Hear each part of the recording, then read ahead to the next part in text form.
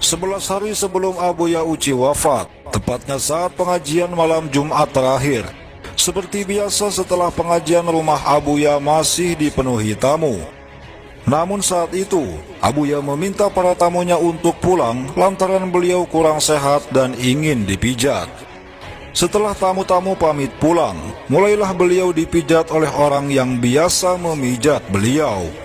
Tepat pada jam 2 malam, tiba-tiba pintu di samping rumah Abuya ada yang mengetuk dan mengucap salam.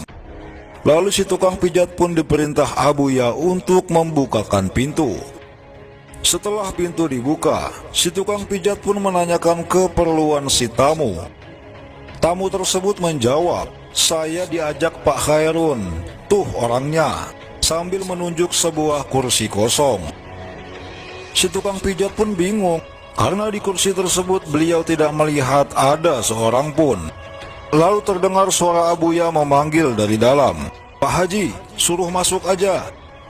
Begitu tamu tersebut masuk, Abuya pun langsung menyambutnya dengan hangat.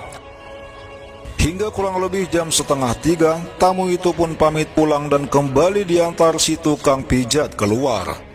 Saat si tukang pijat kembali, Abuya pun bertanya padanya, "Pak Haji tadi cium tangan gak ke beliau?" Si tukang pijat menjawab tidak dan kembali bertanya siapakah gerangan orang tersebut. Abuya pun menjawab, "Beliau adalah Soekarno." Masya Allah, setengah teriak si tukang pijat itu pun terkejut.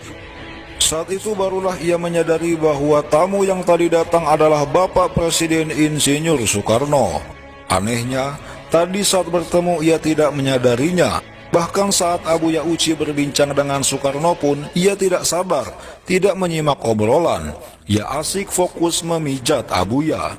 Sayangnya saat itu ia tidak melihat Kiai Haji Khairun Doyong yang merupakan buyut Abuya Uci yang malam itu mengantar Insinyur Soekarno.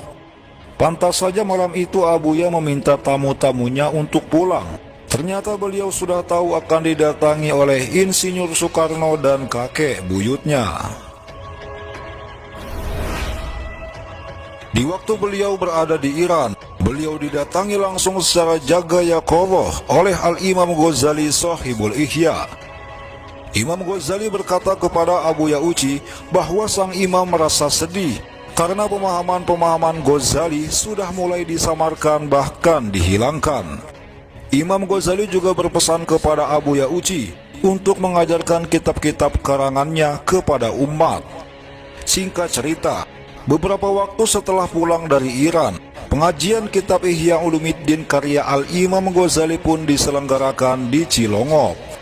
Dan Abuya Uci pernah berkata, setiap pengajian kitab Ihya di Cilongok, insya Allah akan selalu dihadiri oleh Al-Imam Ghazali Shahibul Ihya.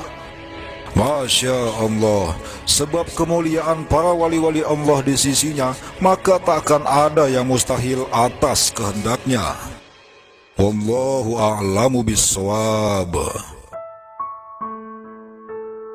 Demikian sekilas